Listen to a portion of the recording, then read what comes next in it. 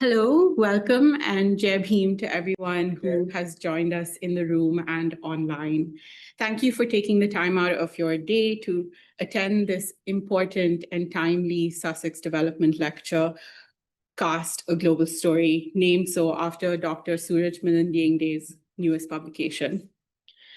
My name is Chandni. I pursued the MA in Gender and Development at the Institute of Development Studies in 2023-2024. I'm from Kerala, India, and I was born in the United Arab Emirates, where I was acutely aware of the caste distinctions that divided the city that I lived in, Dubai. When I arrived at the University of Sussex, I became similarly aware of how the banal quotidian violence of caste shapes the everyday in the United Kingdom, from flatmates who segregated their refrigerators into pure vegetarian and meat shelves, to the domination of fellow oppressor caste students and professors in UK academia. The IDS has a deep and vast history of working in and on South Asia and the Global South at large. However, my curricula at IDS was mostly devoid of caste, the originary foundation upon which social life is constructed in South Asia. Caste exists in India, and as our speakers today, Dr. Yengde, Dr. Kirba Muniswamy, and Mr. Abhishek Bhosle will discuss, beyond its physical borders.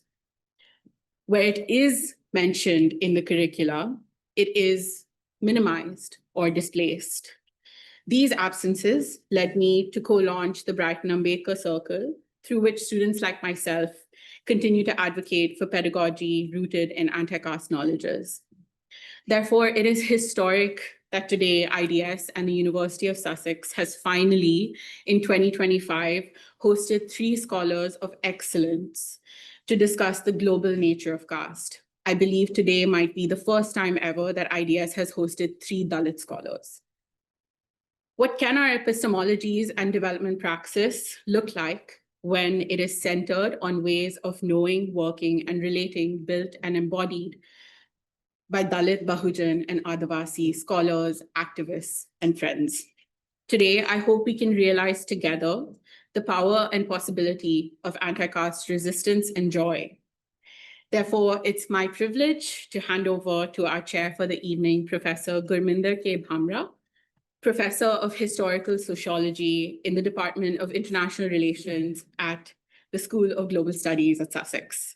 She will introduce our speakers and moderate the session. Thank you, Jai Bhim. Thank you, Jai.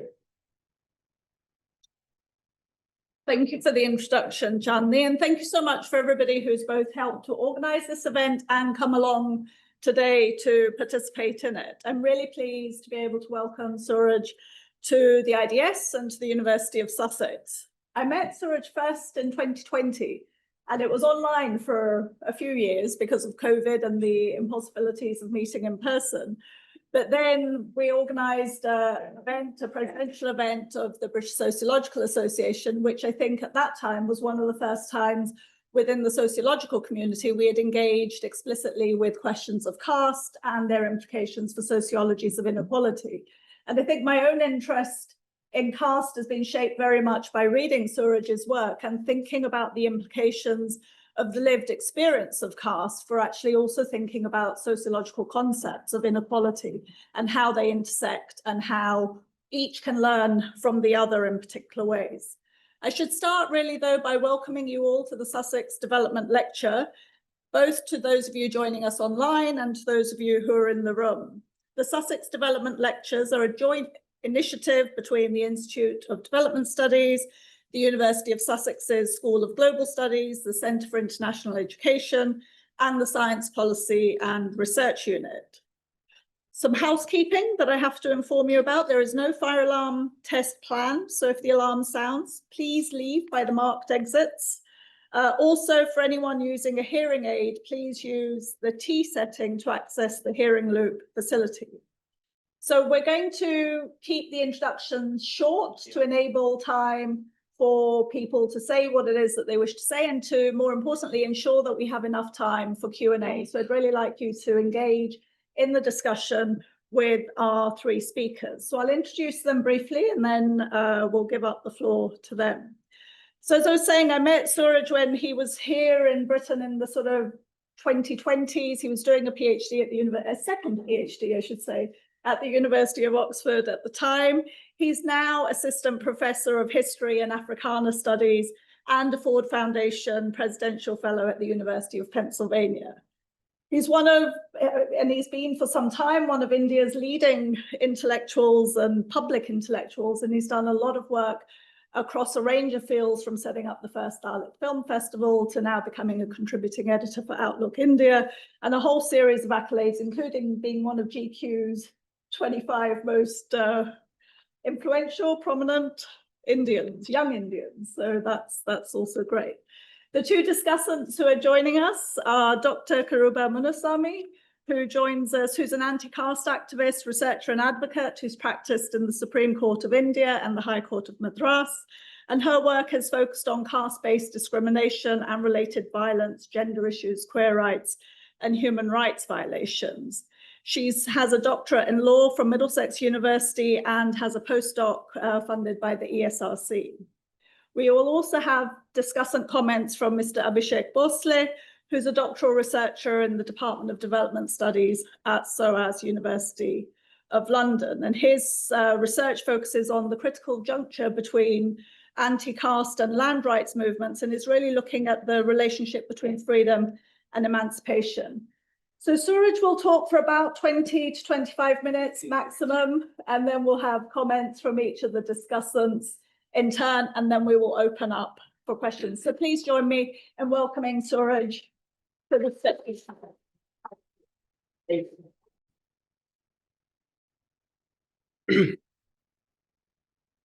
Thank you very much. To begin with, I want to thank you all. You all are really here. It's a joy to see you all. Colorful chairs.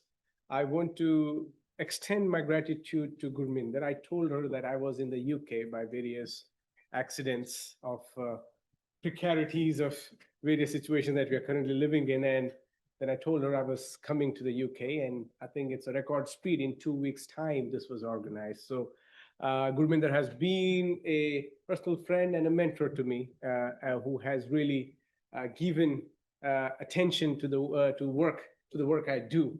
And it's really to her kindness and mentorship that I also stand in front of you today. So let's give it up to Gurminder for her support, and she truly deserves it. I also want to thank Priya. Thank you, Priya. You have been a great a host, because you've been running around and literally running around. Just before, as I was coming in, we had to run around. So thank you for being generous with your time. And also helping us put this together. So Sussex Development Lecture. Thank you, Chandni. Thank you, Jigyasa. And more importantly, my panelists who are going to comment on this book, friends of mine, and whose comments I will really look forward to hearing and learning from. I will present the book very briefly, because I think the people who have read the book will be able to justify what this book says in its form.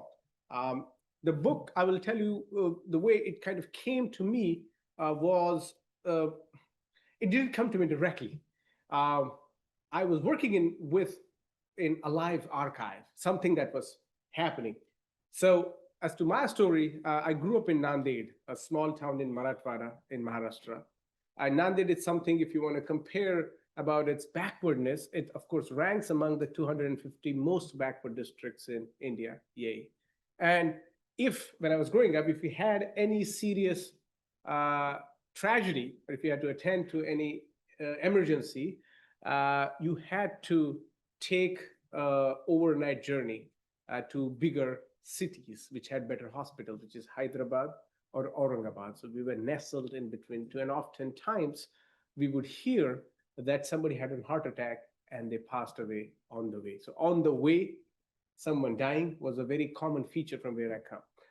When I was growing up in Nanded, though it's a small a hinterland location, I was much aware also about what was happening internationally.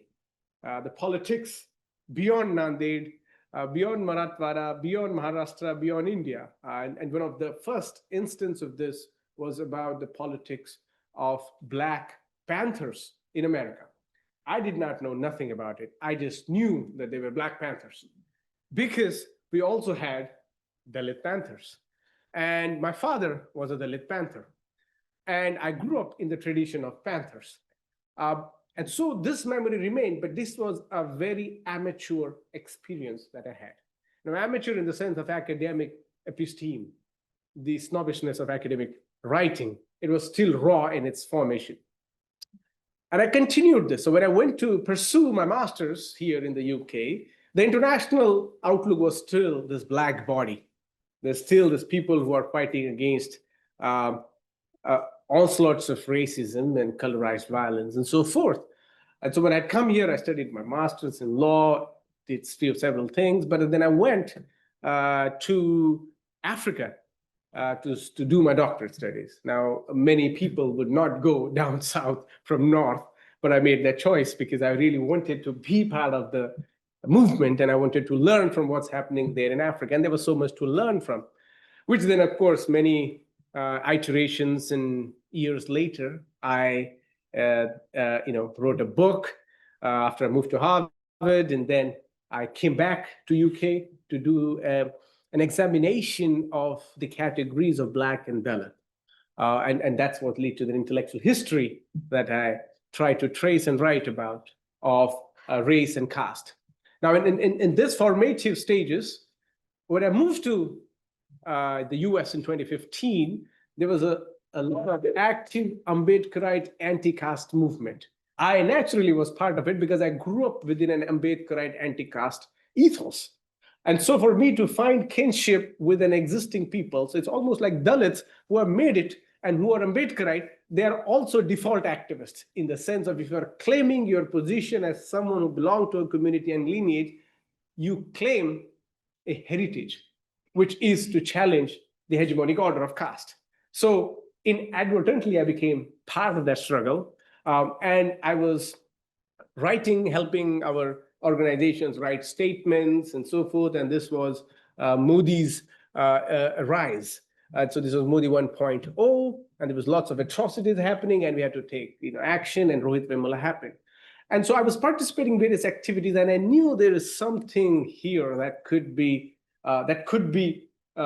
retold in a way that is necessary for future generations to remember. But I did not know yet. So I started collecting this kind of porous archives in different ways, in different forms.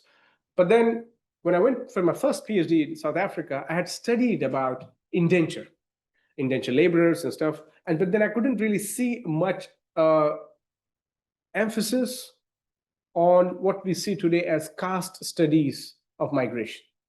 And so I did a paper about caste among Indians in South Africa. And that paper was basically studying contemporary generations. There was not much access to archive. Eventually, when I undertook this project to write this book, I was looking at several movements happening, pre-COVID era, COVID era, post-COVID era, and there was so much. I mean, this is certainly a very defining few years that will really tell us what probably next few decades will look like in the sense of how politics is being reshaped. There's fascism, there's all kinds of rhetorics against immigration and so forth. There's a rise of refugee activism, and also there is equally pushback by the right wing. And so I was looking at these issues and I thought, let me make an intervention here and let me tell the world. And this is something the book attempts to do it, which is to help us really figure out and distill the two kind of past centuries divides, capitalism and communism, or left and right. There's something more, there's something in between, and there's something in both that we ought to not really reduce and discard. And so I was looking at, and Dalit activism overseas gave me that perspective, the Ambedkarite diasporic activism that happens. And so in this book, I traveled to nearly 15 countries documenting the lives of laborers. And the quest began with the position of Dalit in a political economy of caste.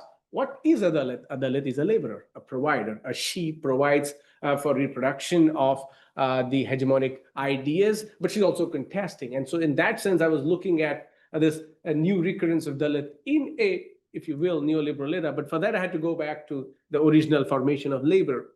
And so what I did was I was looking at how caste has to be understood or has been understood by a lens which is not very much intrinsic within the caste system, but very much a sort of a distant anthropological view. And that's where I was looking at when I say global, I meant to say in a sense that what people around the world have looked and understood caste as. And that's where you will see the register of caste is very old. It's not colonial, it's pre-colonial, it's not pre-colonial, it goes back to back and back. And then you see even Megasthenes or Strabo, who drives much information here in Greece from what was written about India, draws the inferences and makes sense of Greece or Egyptians, for example. So in a sense, caste provides us some sort of hints for this transactional and transnational comparative contesting histories. And those epochs have been taking place different era.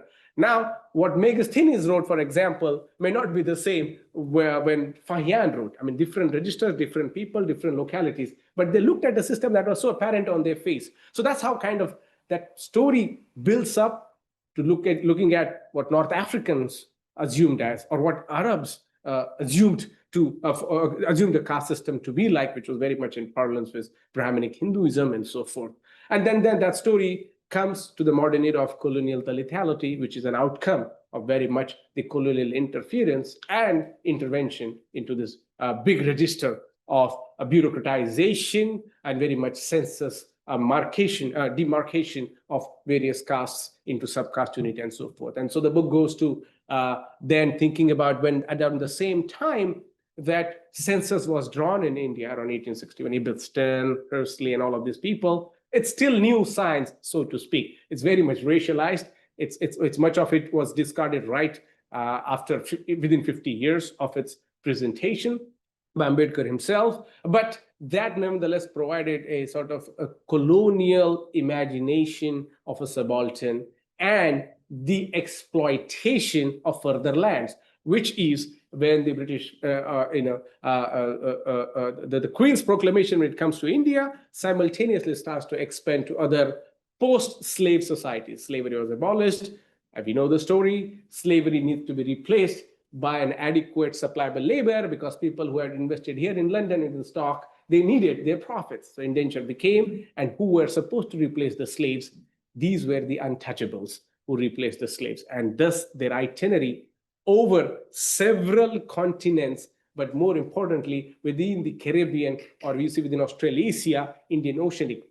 So the way Atlantic provided a passage for slavery, Indian Ocean provided a passage for indenture. Here, there was a subordinated African labor that became slave.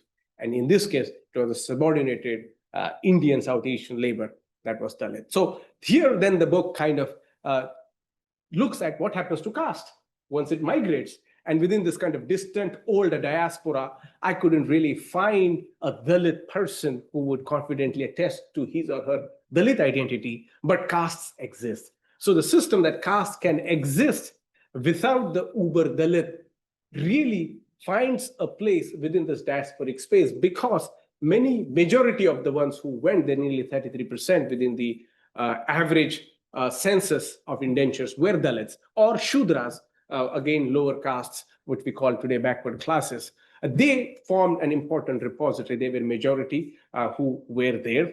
And these are the groups who then assimilate or recreate themselves in a new identity. And so when I was trying to look for a Chamar or a Dome or a Bangi or a Parayam, there's no existence of people who could confidently attest to that.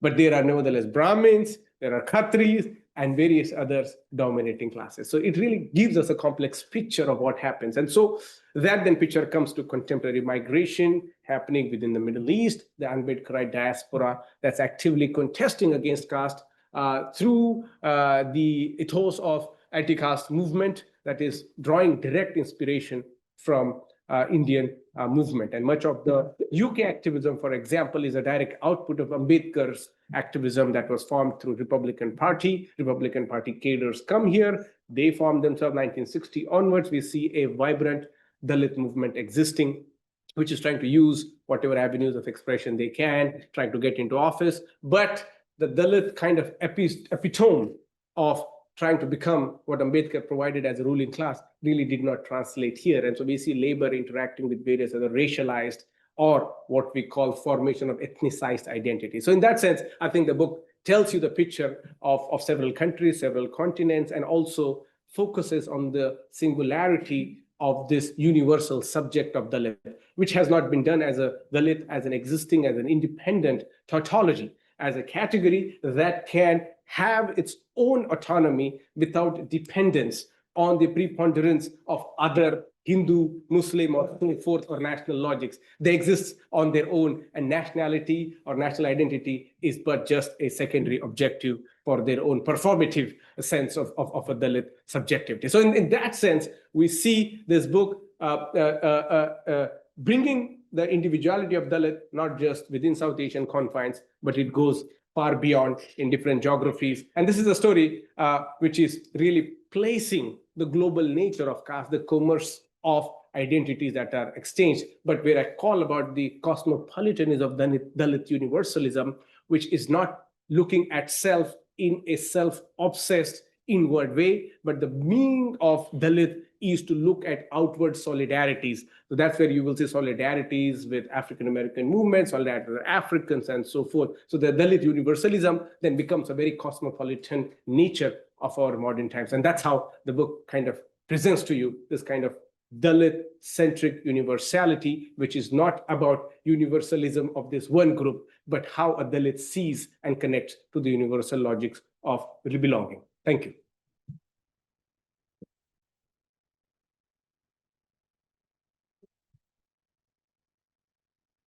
So thank you so much for that, Suraj. Next, we have Karuba, who's going to offer some comments. Yes.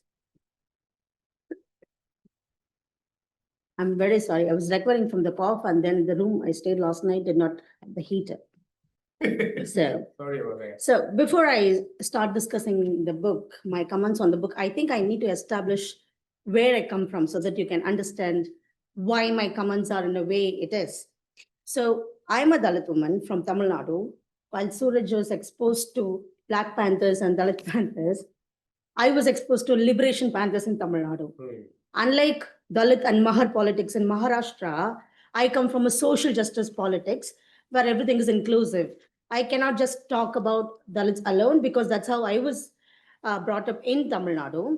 And I, as a Pariah woman from Tamil Nadu, born and brought up in a slum, where when I was reading the book, Suraj has written about how his father showed him when Kofi Annan became the Secretary General of the UN. Nothing of that sort happened in the slum I was born and brought up in. So there used to be TV where there is a show called Rangoli on Doordarshan, which broadcast only on Sunday morning. We don't speak Hindi, we don't understand Hindi, but we would see all the songs. Because that is the only way we could connect with the modern medium of, this communication, electronic tools. So that is where I come from. And as an adult, I studied law. I came to the High Court of Madras, and my practice for 12 years, 6 years in the High Court of Madras and 6 years in the Supreme Court, all were pro bono litigation. And I mostly litigated caste atrocity cases and gender discrimination and queer discrimination. I've fought all the cases. I've been to the police station. So to put it precisely, I'm a critical legal scholar with 12 years of ground experience and another 25 years of lived experience. So I come with a critical lens here. So Suraj just told about the book and the chapters. And when I was reading all the chapters, and I also bring in another set of knowledge to this discussion, because my PhD was on the cases of caste violence in the Supreme Court of India, where I studied all the caste atrocity cases that have been appealed to the Supreme Court since the enactment of the law in 1989. And then in the introductory chapters, I've studied how caste violence, caste-based violence, is inherent to caste. How caste as a system cannot function without having violence as an inherent feature. So I had to go to pre-colonial period about right-hand and left-hand caste groups in Tamil Nadu and how violence has been used as a tool since the Varna time and then Jati time. And then after the modern codification of backward caste and scheduled caste. So violence has been a feature of this caste system since the pre-colonial time till the post-colonial time. And in the next chapter, I studied how the Prevention of Atrocities Act came to be enacted in 1989. So I had to trace back how caste was law in India, like what was practiced as caste, what was a caste-based custom was the law in the country. There was no separate law that regulated any kind of discrimination or oppression of Dalits in India. And then I have traced colonial times, how law has changed, but still how the colonial government did not address caste-based violence, and then how the modern post-colonial Prevention of Atrocities Act works. So I have also read most of the materials that Suraj has discussed in the first 2 chapters.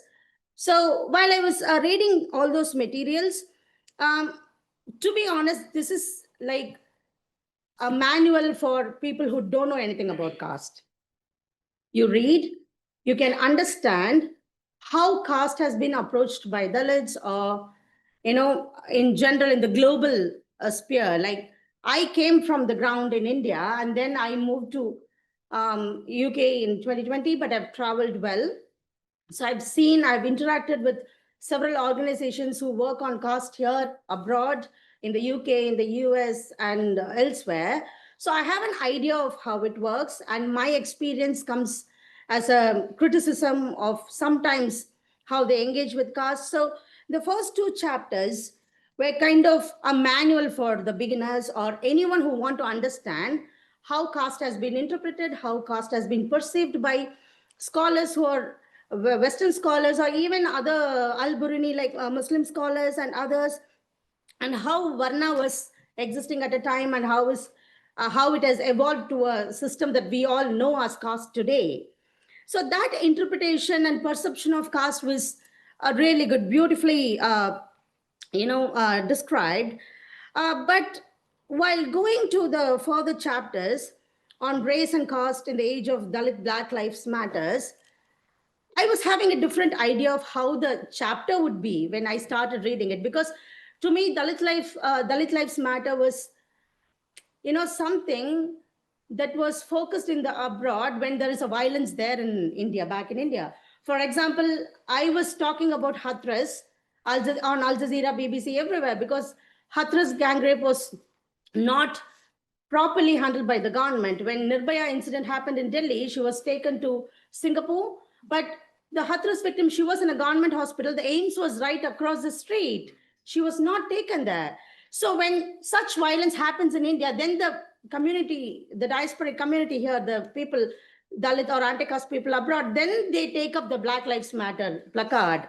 So it doesn't necessarily come from the ground as in how they, use Dalit Lives Matter hashtag as much as the Black communities, they use Black Lives Matter. But when talking about hashtags, I could not ignore Me Too hashtag, which created a revolution online. I was someone who's very critical of Me Too because Dalit women have been experiencing sexual violence forever, but none of the upper caste women or the feminist movements in India or elsewhere were talking about it. So when Me Too happened, they were portraying themselves as the only victims of sexual violence in the entire world. It was very disturbing for me because every time there is sexual violence against a Dalit woman, we used to stand on our own. There was no solidarity at all. But post Me Too, there was a solidarity forged between feminist, mainstream, or they call themselves mainstream, so mainstream upper caste feminists and Dalit feminists in, at certain level. So throughout the book, I did not see this intersectionality. This intersectional perspective was missing for me as a Dalit woman when I was reading about caste.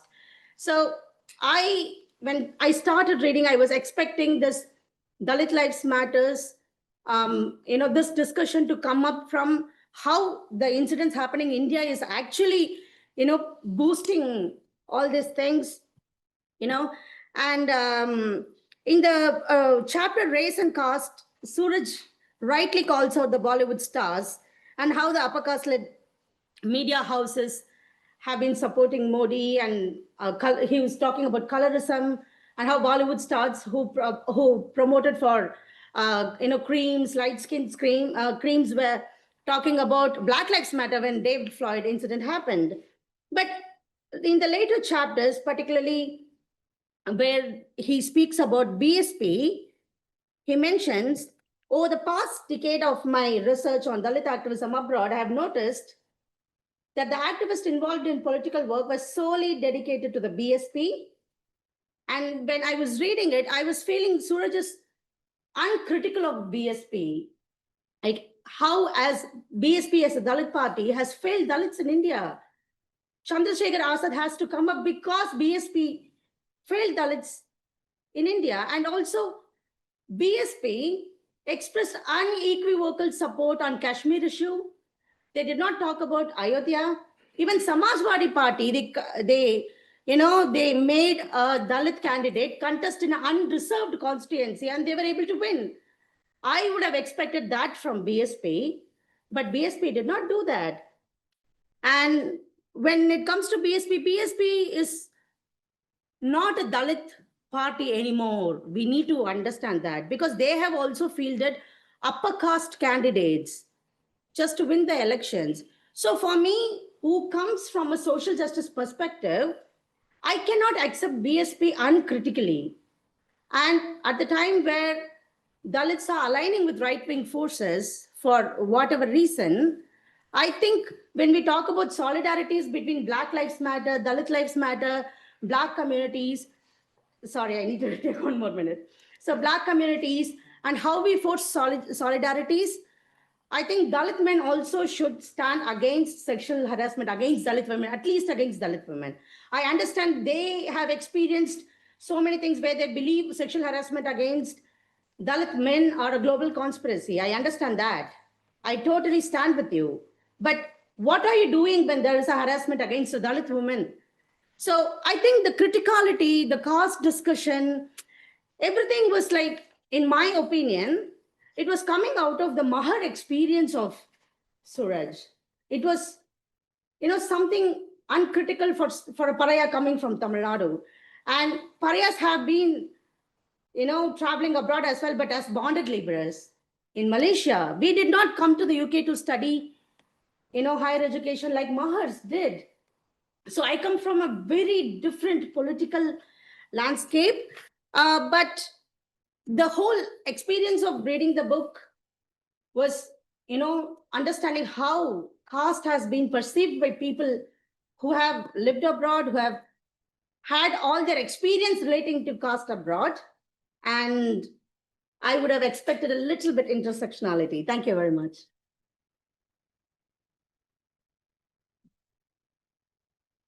I'm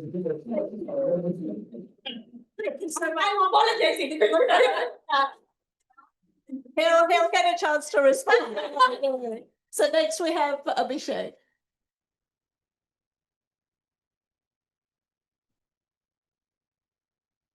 Okay. Thank you everyone for joining for this ride. Congratulations, Suraj, for this book. Thank you, Priya and Chandni, for organizing this event and inviting me on this panel. Just starting with my point, I'm just show my agreement with Kiruba, but one more thing, we are still, as a Dalit movement, anti-caste movement, facing the challenge. Immediately after 2002 Gujarat riot, Godhra things, Mayawati shared stage with Modi. Yeah. And we are still, it's difficult for us how to justify these things. So I totally agree with what you talked about, the BSP and that thing. Especially, let me tell you, Suraj, and we share, I think, many things together because Suraj, we are neighbors from India. He come from Nanded, I am from Latur. We are from Marathwada. We both come from the Mahar caste. And so many times maybe you will feel like that, oh, it should not be like, as Kiruba mentioned, like Mahar, Marathwada and Maharashtra. Maybe I will give some references to these things, but I will not spend more time on that. But with these similarities, we have one major difference. Suraj, what I learned from the book, Suraj journey start with city. My story start with village, where my father was beaten because he entered the temple for the school in 1960s. And of course, then he migrated, he got the job. He came to city, but still caste was there. I completed my graduation in a small town in Maharashtra, in Marathwada, and then went to Pune for my higher education. Still, caste was there. I started working in the Indian universities for 7 years. Caste was there. I got frustrated with this thing. I shifted to UK. Of course, thing is here. And it's more in a problematic way from both sides, okay? Yeah, so this is the thing, but considering my own trajectory, I find this book is interesting. And as Kiruba mentioned, Suraj provided the overview. If you're working on caste, you will not find many new things. Suraj provided the summary overview of the existing theories, literature, debate around the caste in his book. And the important addition is about the archival stuff in that thing. But I told you my story of my father, but he was beaten and he was donated the roof for the temple. And that realization is very important for me when I'm talking here, that Dalit money in a new capitalist world, Dalit money is sacred, but Dalit touch is impure. Okay, still you will find that people are not allowed in the temple, but they will come to collect the monies for the Parayan and Saptah.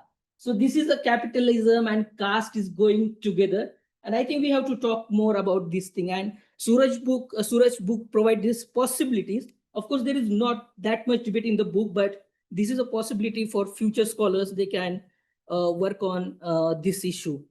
In India, we generally every time talk. So I come from Maharashtra, though the literary movement in Maharashtra is the important Dalit expression from that period. And Suraj has interestingly engaged about that thing in his book. But many, when we talk about this Dalit literature thing, world got to know about this literature when it translated. Okay, where I situate this book in this whole picture. The recent example I will tell you, many of you know the Shahu Patwa. He wrote a fantastic book on the Dalit kitchen of Marathwada. He's again from our region. And that book, when he published that book 10 years before, Marathi literary circle totally boycotted that book. But now it's translated in English. Now he's getting invitation to all the literary conferences and everywhere. So this is, I find, this is a initiation point for the discussion from the Dalit lens about the caste. This is just beginning coming from a Dalit perspective, which is a very important thing. But when we are talking, recently we screened the film about the Gale, and I was talking that Gale's work was important because now we are many of you are concerned about, we are writing the Hindutva groups in India. They're writing the third draft of Indian history. First was written by the Britishers, second was written by the Indian elites, especially inclined to the left or the Marxist group. And now Hindutva groups are coming and they're writing third draft. So Gale was in that second phase. Gale intervened about the caste in that second phase. And now Suraj, what he's talking about in this book is an important contribution to counter that third draft. Okay, and I find that is an important thing about this book. But I always find the story of caste is not always about Dalit. It's always about the upper caste privileges also, and we have to talk about it. I will give one example. In every country in the world, you will find the Marathi mandals, Marathi groups, and the Maharashtra mandals, and all they are led by the Brahmins, upper caste people. You will not find any Dalit in that group. So how they are flexible to change their identity and enjoy their privileges at a global level. And I think this point, there is a possibility from that book that someone can work in future, how these identities get changed from the upper caste thing. Suraj, one thing I would like to hear more from you about, especially Janardhan Wagmare, who is one of the important scholars who engaged with the Black literature. And he's from my city. I got a chance to talk about him. when we're talking about talking about the lens, Dalit lens. So basically the Janardhan Wagmare's background, I'm sure you are aware about this, but he's from the OBC background. He's not Dalit. And we are engaging with that person and we are trying to convey that, oh, he's bringing some Dalit perspective, but he's not Dalit. Okay, so I think we'd like to hear more. And it's a very interesting connection with the Mahatma Phule. Mahatma Phule again come from the Mali background. He also engaged with the caste. So how it is the first time someone, means we talk about more about the Pantaune and Wagmare. This is not the first time we are engaging with the racial literature. How Phule started engaging with it and what impact does that had in the last 100 years on the anti-caste movement, in the Satyashodak movement. So if you, in the discussion, if you talk about it, it would be great. One more thing I felt I must talk about this, especially about the Namdev Dhasa. So Suraj mentioned about Namdev Dhasa as the leftist panther. Namdev Dhasa born and brought up in Mahar caste, in a Dalit caste. So I think this is a point and we have to address in future, who is Dalit and who is Ambedkarite? Are we connecting with the people only who are supporting our narratives? If Namdev Dhasa's argument, his work is not aligning with my work, then I will just boycott him. And it happened. It happened with the Dada Saheb Gaikwad when he started bringing the land issue in the anti-caste movement, because then it closed to the class thing. And people just targeted Dada Saheb Gaikwad that he is the left person. So I think these narratives are very problematic. And when we are talking about the class with the global audience, they don't know about the internal issues. And directly, because I felt forward, Suraj didn't mention Ambedkarite leftist panther. Suraj just mentioned it's a leftist panther. So how we are going? So getting birth in Mahar community, is it not sufficient? Only it's based on this ideological thing, you are going to boycott that person. And it's happening in a large scale when you are talking about the caste. Just quickly, 2 minutes, 2 important points. Suraj, again, when we are talking about the Dalit history or Dalit story, it always comes from the intellectual setup. I think we need, and we are very far away from that, we need people's history of caste from Dalit perspective. We don't have people's history of caste. Why I will tell you, I will give 2 examples quickly. Sorry, just 1 more minute for me, okay? Because this is a very important point. I will tell you, in a village called Hatola in Marathwada, I'm just sharing some insights from my research.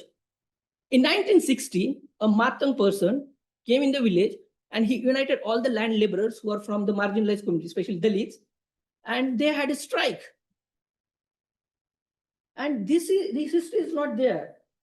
Why we are missing that history? Because we are always focusing on the stars, celebrities, or the people who contributed at a national level or state level. That's same happening with the BSP.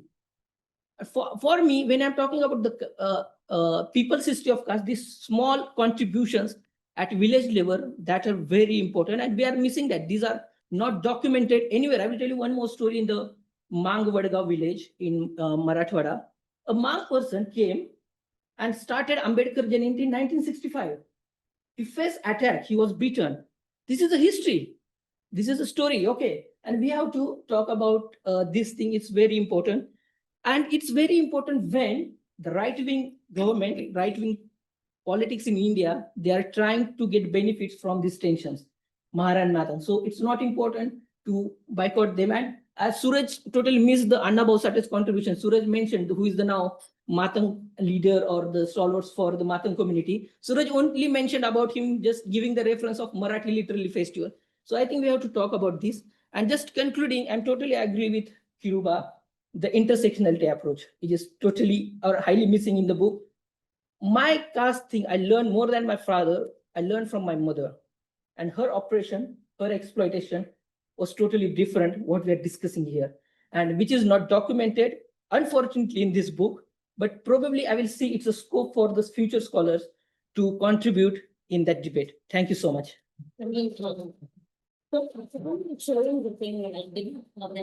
Tell what I mean by intersectionality. So Suraj in his book has referred to all the male Ambedkarites in the US and other places, but not equality labs, which is run by a Dalit woman. Again, not Anti-Caste Discrimination Alliance here in the UK. They also work with Unison, which is a Black union. So the Dalit women leadership and the role of Dalit women in the NGOs, that intersectionality was missing because this is a book about global story. And Trinidad, caste in Trinidad is a very significant part in this book. This is a very important contribution because I've never read about caste in Trinidad anywhere. But if you encounter any Trinidad person in the UK, they would completely understand what caste is. Okay, thank you so much. So I see that we're going to have a very stimulating discussion. We've luckily got about 45 minutes. I would maybe, Suraj, would you like to respond first? Yeah, you can use the microphone there if you want to respond briefly, and then we'll open it up. So do start thinking about your questions that you'd like to ask to all our panelists here. Thank you, both Kiruba and Abhishek. I agree with many points that you have raised, and I think it's a very generous reading of both of you, of the text, of the material. I guess when we, the way I was approaching this topic was from a lens that probably was not looked at. Now, I mean, one of the things of making it a subcaste story is, I think, a very unfortunate reading of the author and their book. Because when writers write a book, you can talk about caste, but not their subcaste and their subcaste and the whole project. And I think we have to be careful when we articulate an anti-caste politics about what it means and how it is formed. Is it a given thing? Is it supposed to be appreciated? Is it supposed to be reduced? One can talk from the position of insecurity of belonging to a certain subcaste. But I refuse to be identified as a scholar from that subcaste community. I think that's a very reductive and that's a very unapproachable way to comment on a book by an author who writes about caste. So I think we have to be, we have to think about how do we direct our critique of the text, because nowhere in the text you will read about what it means to be belonging to a certain specific subcaste. The whole project is to form a cogent understanding of caste from diverse perspectives.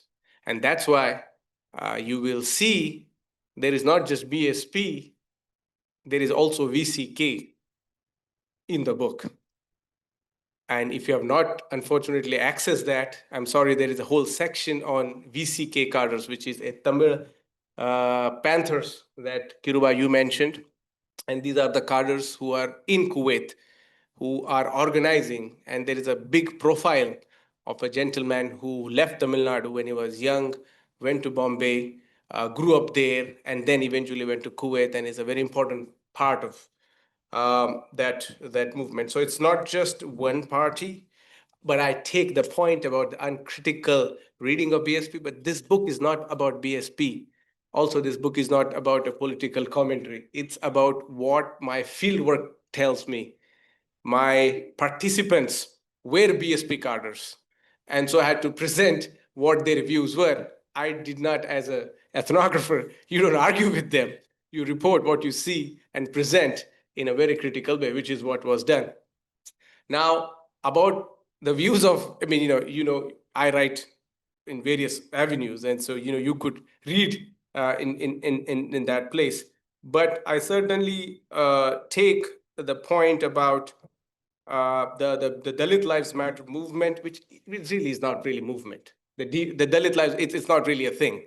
It's something that kind of got together, and the media just hyped it because they obviously wanted to find a parallel with something that's happening in America. Oh, so now Dalits are protesting, so let's call it Dalit Lives Matter. And so the wannabe activists who draw enormous benefits from this neoliberal NGOize activism, who don't find place in this book, was my rebuke of this embrace of new dollar that is trying to exploit the lives of the most marginalized, sitting at the metropoles, and then writing a narrative which really doesn't translate and communicate to the subaltern who is in India. And that's why if you find the absence of reference, this whole NGO industry complex that has undermined social movements, that has sold out important radical land rights and civil rights movement. I don't really align myself with that politics, but certainly you will find they mention, I mean, there's a book has towards the end nearly 250 odd organizations across the so it's my way of acknowledging that there are various organizations. And I made a distinction. I had to kind of make a choice about, and this is the choice I think every writer will have to do in their life, about what segment of history you want to write and what of segment of the history you want to keep it open for further research. Because if you do that, then you will write a Bible and still you will not be satisfied, because this is something that needs to be more refined. And I agree with the point that there are not many new things, as both of you point. I also don't claim, I mean, caste is an old thing. So how can I write new thing about an old thing? But certainly there is a more ethnographic enterprise, there is more archival kind of research. And for the uninitiated, it's a story. It's a story that needs to be told. Now, the character of any text, when you write in a book form as opposed to an article is very focused because you're writing to an audience who's already aware of that. But if you write a longer text, you have to acknowledge the history. That may sound simplistic, but it needs to be told because it then provides a preface, a kind of curatorial statement to the rest of the rest of the text. I mean, I don't think, Abhishek, I anywhere say that Janardhan Wagmare was representing the Dalits. He was from a Mali, which is the Fule's caste, Gardner caste, and he is very emphatic about it. But he was mentored by a Dalit, whose name is M.N. Wankhede, about whom I will soon write a big article about on who went to America, wrote on Walter Whitman, the poet, came back and started this Dalit kind of inaugurated basically this comparison of Dalit and Black literature, and this is literature. It's still not happening in many sense. Now, I think this is a very important point, and I think this is for us to really think about is how caste also has to study about privilege. I just did a podcast and we had a long chat about, this is something I've been advocating. We need a critical study of black and kind of white. I'll take, I think Chandi just pointed out that we should open for more Q&A, but maybe some of this I'll take in response to Q&A. Yeah, thank you. Okay, great. Thank you so much for that, Suraj. So we'll take some questions from the room first. So if you'd like to maybe just indicate that you'd like to ask a question, and then I'll take a collection of 3 or 4. Yep, so one there.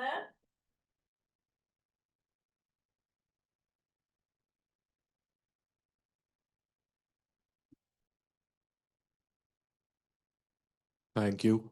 Thank you for the great talks that have been going on. And a huge fan of, and you're the first movie star I'm getting to meet. Congratulations for the movie cast.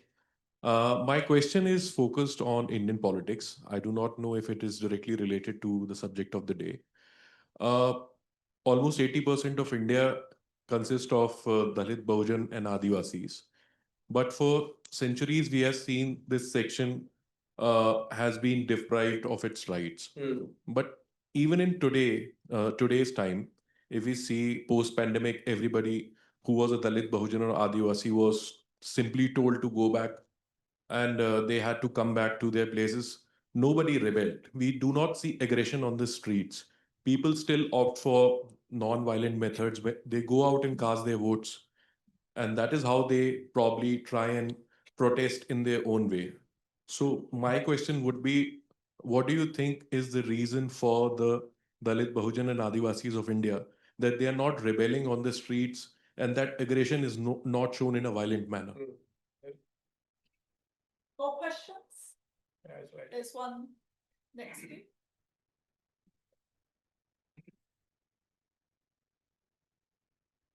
Maybe I'm gonna have to Thank you, guys. Thank you, everyone. Like, yeah, when I saw this, because the casting really like it manifests here. So I'm just finishing my PhD, researching on symbols. So the caste becomes like an exploitation in India. You mentioned about looking at capitalism and communism, and then you mentioned indentured workers. So the colonialism, they always find spaces, gaps, that is always there. So these Delhis were transported into indentured workers all over the Caribbean and this and that. There is always a crack there because we haven't left the capitalism. Sorry, thank you. So now what I am asking you, what about the new healthcare system? Because that crack is still being manipulated all the time. So I said, Dalit, which kind of hinges on Hinduism, one day can be Buddhist, because Buddhist is freedom in the same. So if they can diagnose their own issue, the cure is there. So they can be Buddhist. And these are the kind of things like, because some disseminate, these are the kind of things I like to hear more. Thank you. Anybody else? We'll take another. Yeah. Hi, this question is directed to Dr. Kiriba. I wanted to, I'm sure like Dalit women, it's the reality that Dalit women face a lot of layered discrimination, right? Different layers of discrimination. And I wanted to ask you, in your experience of working with the law and working with a lot of cases, to what extent is this discrimination fully captured by law? And what are the gaps that you think are there, and how can that be addressed? I think that's. I mean, I don't know if this is a question of the about the book, so I would really appreciate if you can ask the question privately to me, but please discuss about the book. Yeah. Thank you. Okay, I mean, we're happy to take questions that are broadly related to the themes as well. So Kiriba, please feel free to answer that. Chandni, was there another question? Yes. Yeah. So my question is to Suraj. You mentioned that while talking and traveling across world and communicating with different people, they were not really confidently upholding their religious identities. So how did you identify and approach these conversations? And also, how were you thinking about your own positionality while interacting with these different castes, subcastes, and hierarchies within them? Yeah, thank you. Okay. Yeah. You will wait for second round. Yes. Thank you. I think I'll go with the methodological question. See, as I was saying, I was already part of this. And so what I was researching was almost an autoethnography. And because I knew organizers, or I knew someone who would know somewhere. So, I mean, access-wise, I had ready access because I am already active in movement for many, many years. So people also knew that. But then there were places, for example, when I was doing interviews with workers in Oman or in Abu Dhabi, it was a very precarious situation, or in Dubai. But I wanted to really see how they live, because we read stories of how indentured laborers lived. We have a lot of literature on that, but we don't know how. I mean, we know, but I wanted to experience about modern sort of indentured-esque laborers and so I approached to them via a mediator who was kind of conscious about the political activism. So it was not that difficult to sort of go into an unknown territory, because then, you meet new people, you talk about it. And I did not go with an intention of extracting some kind of information from them. I really went there to just hang out and know and more. And as stories emerged, I realized some of this could be important for this thesis that I'm presenting. But much of it is not really, kind of represent. I have to, again, you have to, pick. And my own position, being a member of the community, active, activists, and somebody who is out there, so it helps. So in this case, the navigating difficulties, it's a very serious empirical question. you know I took once, which was really crazy idea. A colleague who is in America, she was studying laborers and she never had access, and she one day came with me and we went into the laborer quarters, which was really like a big deal. No woman had entered there, and but this is the kind of things you kind of end up doing. Thank you for the question. So there was one on non-violence. Yeah. Why are universities and fellows committed to non-violence? Oh, I know that's a very important question. Is because there are two reasons: a practical and one also historical. The pragmatic reason is that majority of armed forces and people in position of power are from the dominant castes. They are the ones who man and woman these positions of power and control, be it police, be it military. The current chief military is a Brahmin man, and Brahmins are nearly 3.5%. So we are literally looking at an apartheid-like society where Brahmins are singularly kind of dominant. There's no way, and Brahmin by tradition should not be even doing that job. They should just, so we really see this, but they have been protesting, but very unfortunately, their protest has been usurped by this kind of Maoist way of resistance, which had a currency at some point, but you can't really take against the might of the state. This is again this kind of China's model. It keeps failing. This keep resisting.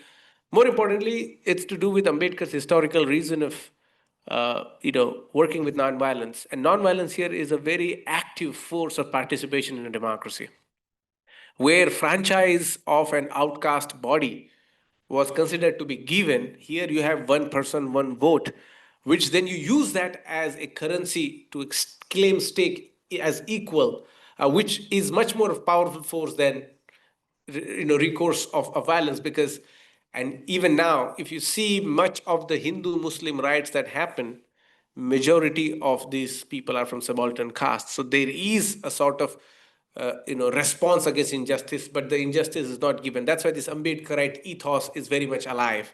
People are very much kind of believing in this. But on the Adivasi question, on the other hand, it's much more historic. It's been kind of pre-Ambedkar, pre all of that, and that's again a very powerful kind of potent resistance that exists simultaneously.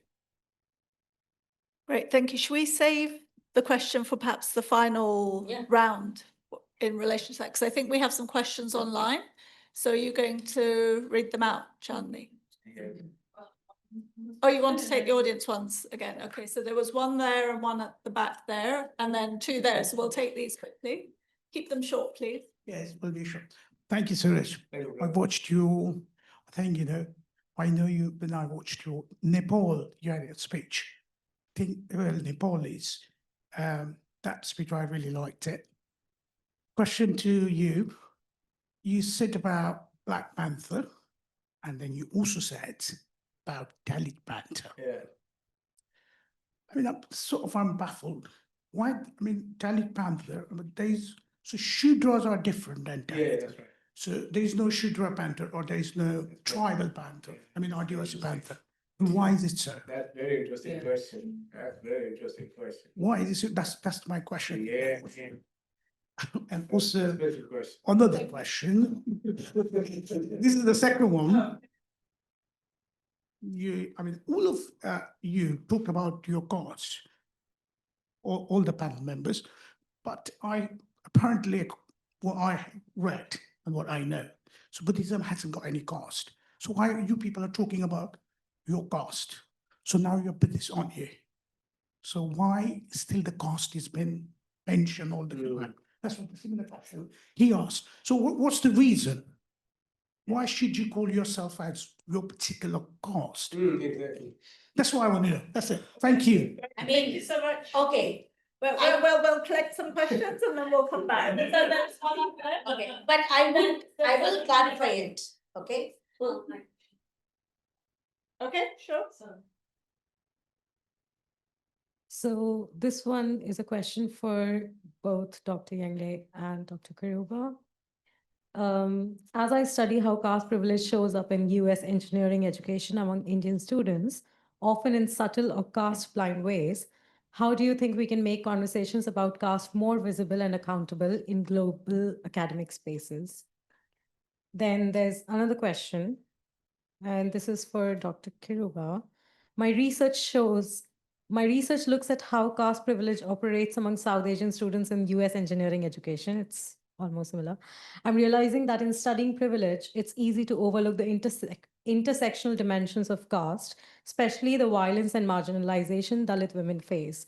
How can somebody studying caste privilege be more intentional about bringing those intersectional realities into the conversation? So let's just treat that as one question because I think it's the same. And then the other question is from Keith Hedden. Ambedkar had an ambivalent view of the Indian Constitution and its ability to liberate Dalits, but he's lauded as the architect of it.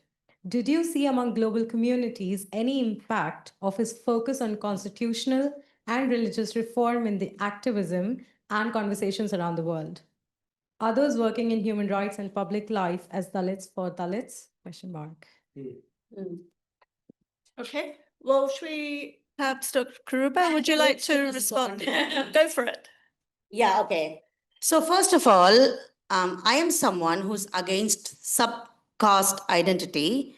I've never identified myself as pariah because I know how Arundhatiya community who are forced into manual scavenging suffer and how pariah men oppress other caste. And there is other, I mean, caste in itself is graded inequality. You cannot just bring in an umbrella term and forget the graded inequality. Pallars in Tamil Nadu, they want to be declared as OBCs, backward caste, because they claim themselves as ruling caste.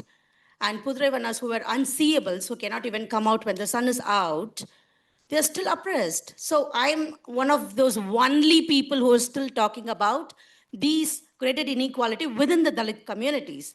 And my claim so far, after 12 years of legal practice, is that I've never been once addressed as a constitutional scholar. Even Suraj has never addressed me as a legal scholar. The other day I asked him, name one Dalit woman legal scholar. He was thinking. I was standing right in front of him.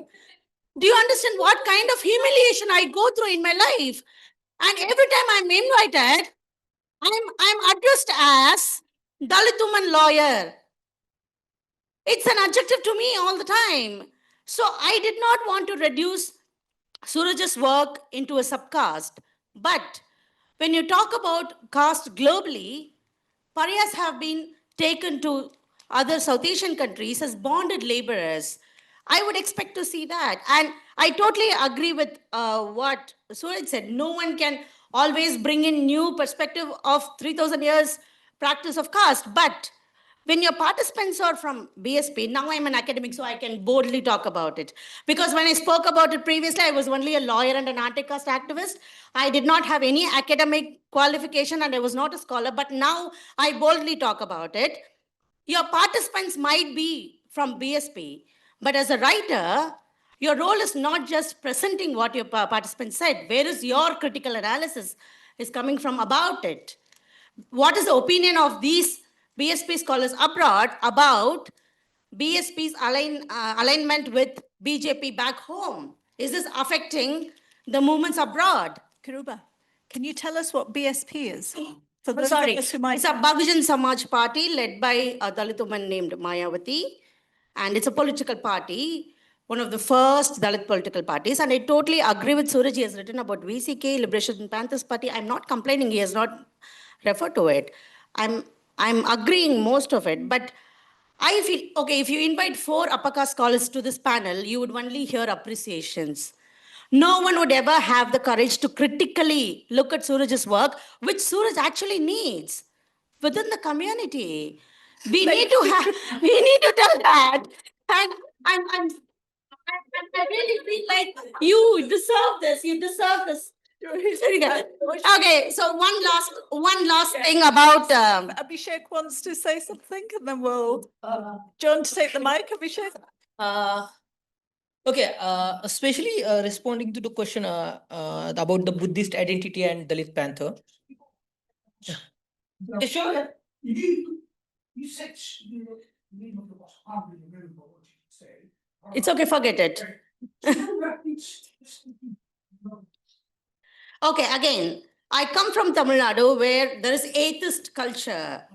Periyar who criticizes religion. So we all, Dalit or caste is not just one umbrella identity.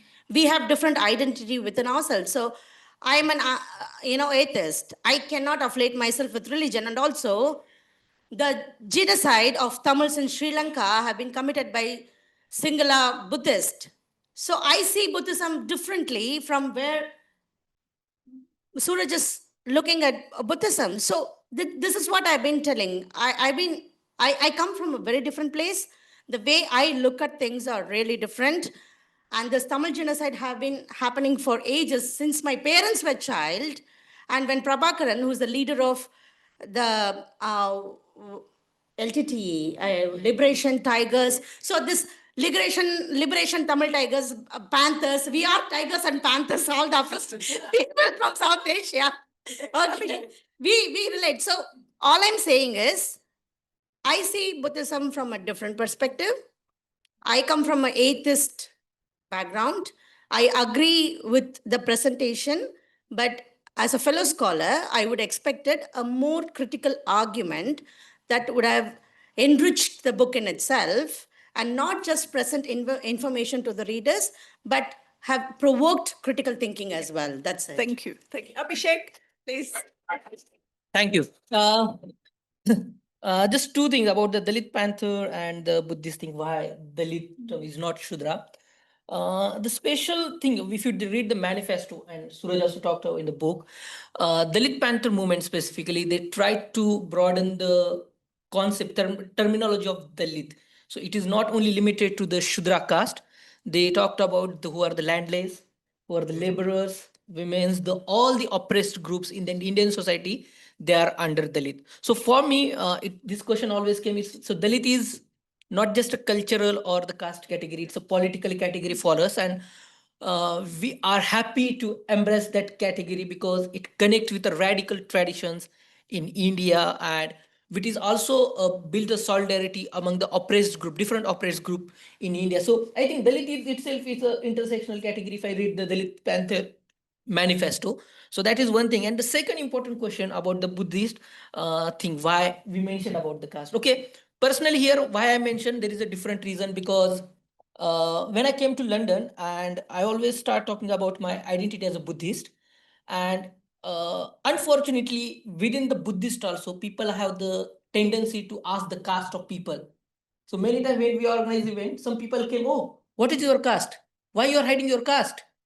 And I say, I'm not hiding, it's open for everyone. You have to do some Google search, show some smartness to find the caste of people. Don't come and ask me on my in face to face. Okay, that is the issue. That's why I specifically mentioned here to establish the thing and to create the base. But I will tell you one interesting thing. Those people who are converted to Buddhism in villages. So I was going in one villages, and the person was working in army, the Dalit person. He converted to Buddhism, and we were walking from the village. He identified himself as a Buddhist, but the villages, they call it now, they don't call. So my grandfather's name was Rama Mahar. So the caste name was there after the first name of the person. And he was known for the Rama Mahar in that area. So no one talked about the surname, but now that Mahar thing changed with the Buddhist. So in our area, people called, Arey, this person is a Buddhawala, means he's Buddhist. But the tone is the same. He's the Mahar. Okay.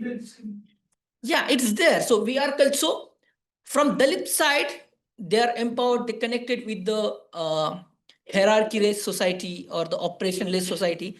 But for the upper caste, it's clear because who converted to Buddhism? The Mahars.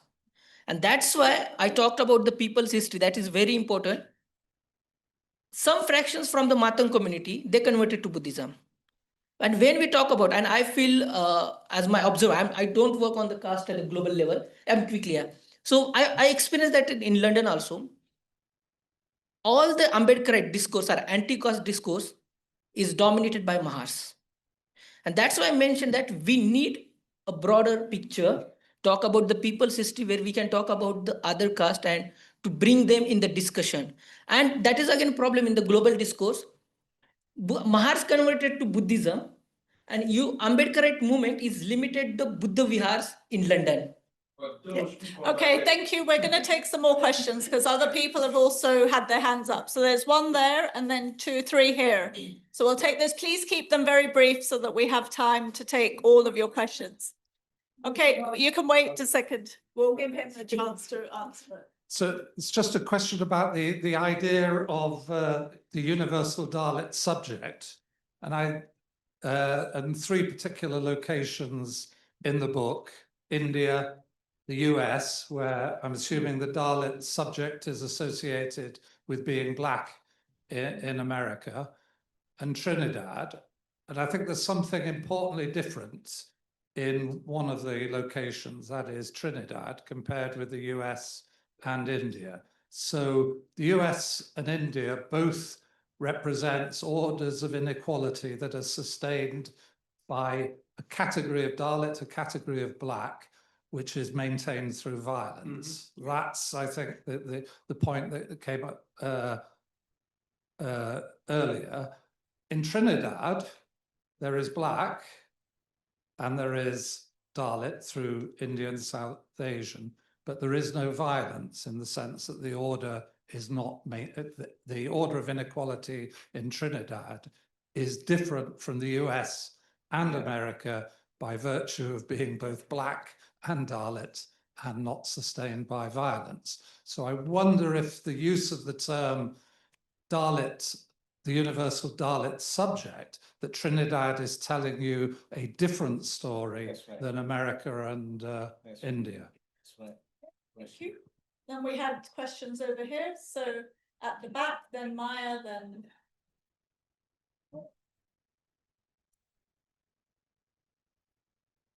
Hello. My question is regarding the book cover design. What does the diamond shape signify? What does the colors signify? And the I hate the cover. This bloody Welcome to that. Maya? What does it mean? I don't even know. They just The designer knows. Thanks very much. I've learned a lot, and it's really, personal experiences are so powerful in telling broader sort of narratives. I guess my question is linked to, where do we go from here in terms of, how the earlier question about, how can these really deeply rooted perspectives be shifted? And how is the shift taking place? And through what means is this happening? And I know that it's happening in literature. I know that, people are writing about this. I know it's happening on our campus, Chandani, and the activities here, and etc. I know that it's happening through perhaps, and my question is, what kind of broader discourses can be reined in and harnessed to get this, to address this issue? And of course, one is an issue of, say, people talk here about that inclusivity. So is that one way we can go forward? The second thing, and this was my interest, was about human rights legislation. Now, while I know that human rights legislation is, it's not the be all and end all, it has lots of limitations, but it still is being used by a lot of groups strategically. For example, in the women's rights movement, strategically, to change the narrative. I'm wondering whether, and this is again, in your experience, human rights legislation, especially those articles around respect and dignity, have they been invoked at all to shift and change law and address this question in India? Okay, thank you. There's one last question just here. I think that if we could just get this. Huh? Good. Okay. I have a comment and a question. I'm Shrikant Borkar, alumnus of University of Sussex. I did my MA, MSc and PhD here. And my PhD, I was trying to get some scholarship or sponsorship on the issue of the caste, which I couldn't get 12 years ago. because caste was not a currency at the time. There was no development industry and money flowing toward the issue of caste. And then simultaneously, I was working as an activist, Ambedkarite activist abroad. 2 decades of work in Ambedkarism nationally and internationally.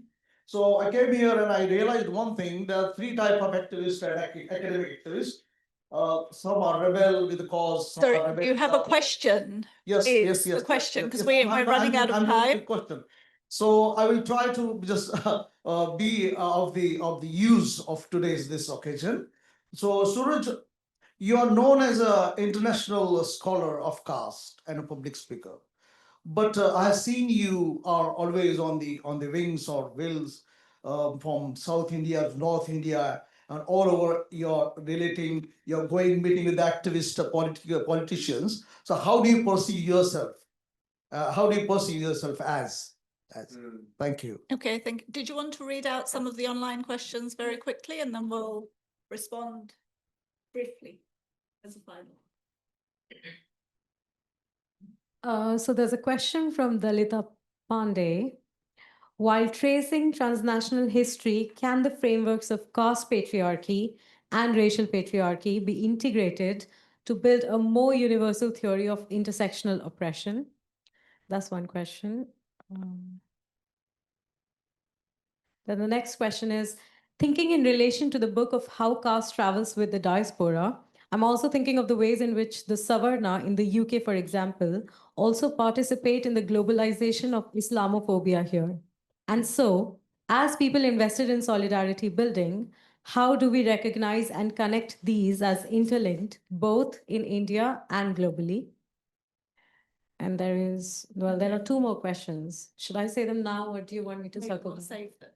Okay, so thank you so much. We're running out of time, so you don't have to answer every single question that comes up, but maybe if you'd like to respond to one thing briefly. So Abhishek, do you want to start, and then Karuba, and then Suraj, you have the final word. Quickly, yes, this intersectional approach is important, and caste is not only about the Dalit, as I mentioned. If you see the cases in Australia of the dowry violence in Australia, and if you read the work of the Sharad Patil in Maharashtra from India, that gives the understanding why it is important to talk about the caste from intersectional approach.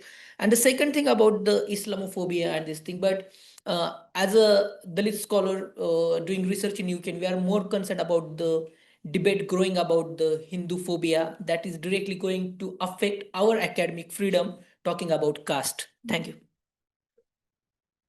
So by intersectionality, I don't understand it as just caste and gender. It could be caste and law, caste and anything. So intersectionality could be any 2 identities or any 2 elements that acting for a cause. But about the question on how to bring intersectionality in academia, I think we need to intentionally bring intersectionality into our academic work, because whenever I talk about intersectionality, I'm called out as craving for recognition as an individual, but it's about intersectionality and about human rights legislation shifting the main deep-rooted caste narrative. So I think law as a tool is limited. It doesn't cover most of the violence even committed against Dalit women. We can talk later outside. So it doesn't cover, but the use of law is very, well known for the Blacks and Dalits and other oppressed communities all over the world. So I think if we don't access the tool, we will never able to shift any discussion or narration relating to caste. I'll leave it to Suraj. Thank you. Very good questions. We just have 5 minutes. I'll try to cover it, but I'll go to John's point. I think, John, I think that's what, when I was like trying to look for a Dalit, I think that really gave me a kind of insight into what it really means, and the category of, for example, Black as a subordinate subject doesn't exist in Trinidad. Black is a dominant subject. In fact, the Indian community have a very contesting dislike, because also West Indies and India playing cricket, for example, they would support Indian cricket team because there was always, and that was the first time when I heard by an Indian person criticizing the Caribbean Black person, because then you see there is an equivalent kind of political power that they are. And in that sense, I was looking at how the Dalit identity kind of forms or misinforms. And I think probably you're right. Maybe there has to be a new approach to finding this. There has to be a new theoretical kind of intervention, but also how much is useful? I mean, if they are willing to negate their whatever identity, then I don't know where can it go, because you're right. I mean, the constituting category of Dalit or Black, violence and stuff, and there it is more about political parity and representation. How does this kind of Dalit, but Brahmin does exist. And so that's why I was like trying, there is ritual and there is, kind of ways of looking. To your question about, a caste and, I don't know why it's important. I think it's important for our panelists, that's why I think they mentioned about the subcaste and stuff like that, and they had their kind of bona fide reasons. But I don't think that's something that kind of elevates or that doesn't make any contribution. It's a necessary contribution, but it's like, where will you go with that? And that's why I was not accepting that approach of the comments by both of them. And I'm not sure, but I think there is in the book a observation of the critique of privilege. If you read the chapter on Trinidad, it is focusing on Brahmins. It is trying to elevate what a Brahmin, and there is a gender angle. And if you are unable to see that, then I think we have to then really make sense of what gender means to us. Does it just means this kind of construction of this, or it's evolving process? And that's why I think this whole intersectional is still an elite formation, which is again creating a access space. There is much more critique within the old school leftist school of thought, which is, and Cornel West basically was criticizing about what this intersectionality really behooves upon. From Black women, the intersectionality is so important. Please. My brother, intersectionality is important in a context where your issues are probably what the formation of intersectionality here is gaining a space, which is not unimportant.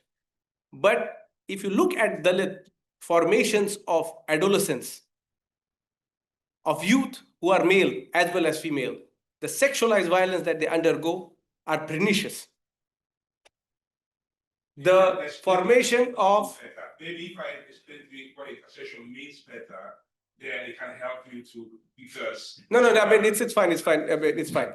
I know what intersection stands for. But I think just 1 second, Chandni has been very patient, but let me just kind of stir clear what it... When we make this argument, we really make an argument of representation and acknowledgement, which is necessary. It could also find itself through constitutional measures, but as a social movement and political practice, we have to understand the formation of Dalit male itself is much more vulnerable categorization. You are prone to violence. You are prone to police subjugation. You are prone to sexualized violence within the hoods that you come up with. So when we make an argument about Dalit women, which is important, you cannot negate the survival also of that vulnerable Dalit man who happens to be a man and who has to also face equally, if not necessarily the women the way they face, also enormous amount of barriers that they have to face. And I think if we don't acknowledge that, it doesn't mean that the Dalit women role is not unimportant. They are important. But when we make that singular siloed comment, you discount the survival of that male person as well, who has also survived violence. And if we undermine that, we give rise to a very new masculine culture that goes into hands of fascism. So we have to be very respectful and understand and ascertain how this is formed. We can sit in academic debates and talk about it, feel good about it, go home. But tomorrow, the fascism is coming to knock on door. We have to think as a responsible citizen.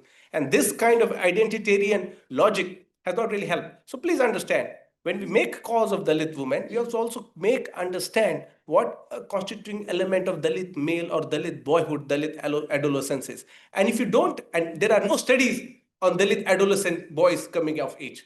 If there are, it will be helpful. At least within the Black sphere, there is a study where you know what Black youth, when they're growing in inner neighborhood. Black is not just convenience. It different like... My brother, I hear you. You have to allow me to finish. And so for us to really make sense of Dalit gender, we have to also understand the male gender.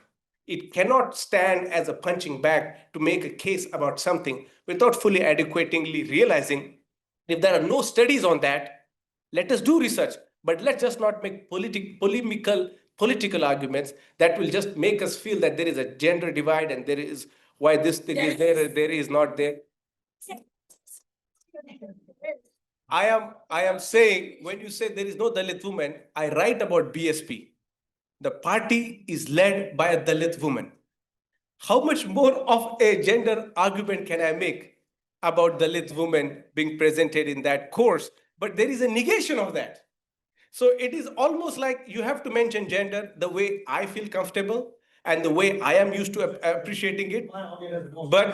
But I don't want to have a gender perception about a person who I don't like.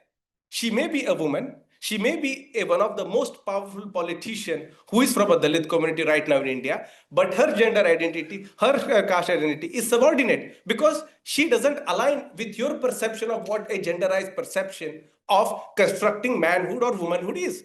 And that's not really a serious study of any scholarship. We have to realize that there are ways we are progressing this scholarship. There is a stage of it. And I'm saying Dalit women issue are absolutely important. There is Dalit woman in that book. If you are unable to see that, I am sorry, maybe I need to do a better job, or maybe we need to realize there are various ways to also understanding and ascertaining this. But also, when we make a case about Dalit women, let us also understand what constitutes into making of a Dalit man. What does Dalit adolescence means? What does Dalit child male being means? What does speciality of growing up in a slum mean? There are so many precarities and vulnerabilities that I'm personally aware of because I grew up. So unless and until we make that distinction, it will be certainly not really academic of us to make one argument. And buy the book. Sorry. Personally, I differ with the thing, but the committing, the time thing, will not go in that debate, but there are a lot of things we have to discuss and take it seriously. And it's not only about the scholarship, it's about the lives of the Dalit women from the India. Okay. Thank you for summarizing what I couldn't in this context. I'm sorry. There is a lot more to discuss, as this conversation has absolutely demonstrated, but I would also like to say that Suraj's book is available if anybody would like to purchase it, and then you can read it, and then we can perhaps continue the conversation having read this in the same hall and pick up on the really important themes that have come out.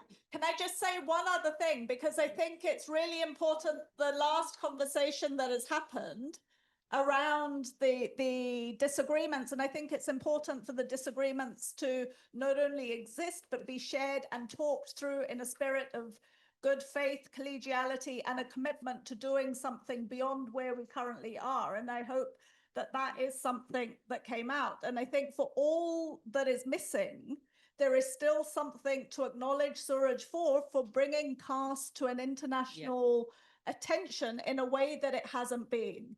And so the fact that we're having this conversation, we're talking about caste, caste is being talked about in a particular way in the present, is down a lot to the work that you've done, whether it's flying around from here, there to everywhere to address this, engaging with people, talking about the solidarities that exist between Dalits and Black groups and others as well, and so on. And, you know, we've had this conversation before. There is much sociological work that needs to be done in terms of thinking about caste and its intersections, absolutely. And we really acknowledge the work that has been done to get us to this point where we're having this conversation. So thank you for coming. Thank you, everybody. Goodbye.